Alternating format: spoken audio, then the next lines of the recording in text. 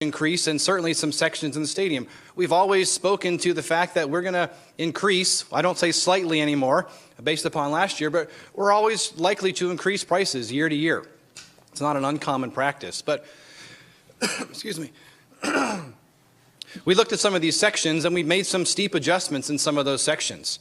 A couple things we kept in mind when doing so. One, we still wanted to make sure that a get-in-the-door price was something that we thought was reasonable. You can get to a Sounders game in the door for less than $25.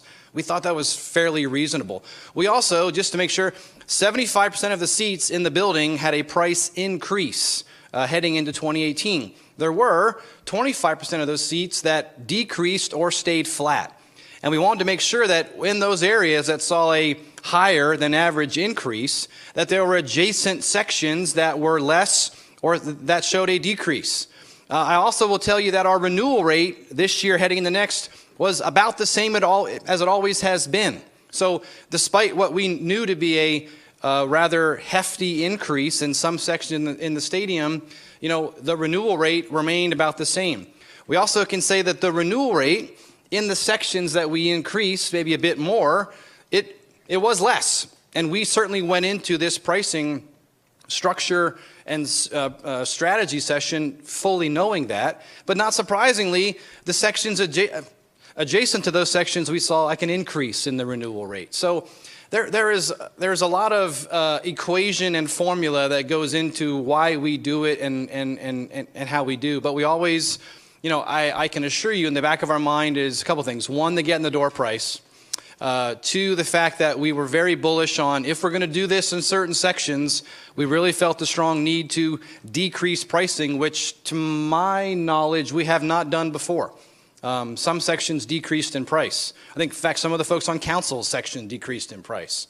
But again, all done under the guise of how can we grow revenues, and the revenues that we are growing, we are then able to provide those funds to the soccer side of things. And I mean, it's hard to argue with the success on the field, and to some extent, a great extent, a lot of that is the fact that we have a lot of season ticket holders, for which we're very, very thankful. And we don't want to lose anyone.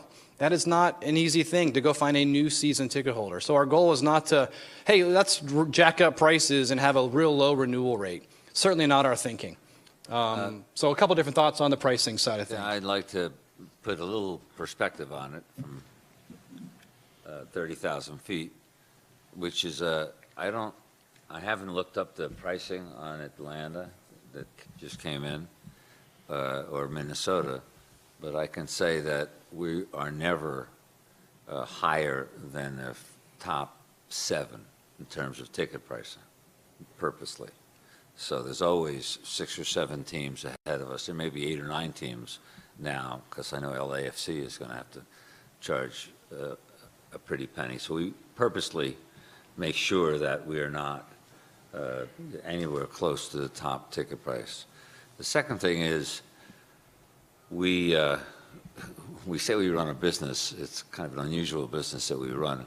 We zero base our business so that we figure out what our revenue is going to be, and then in the end it adds up to 0. So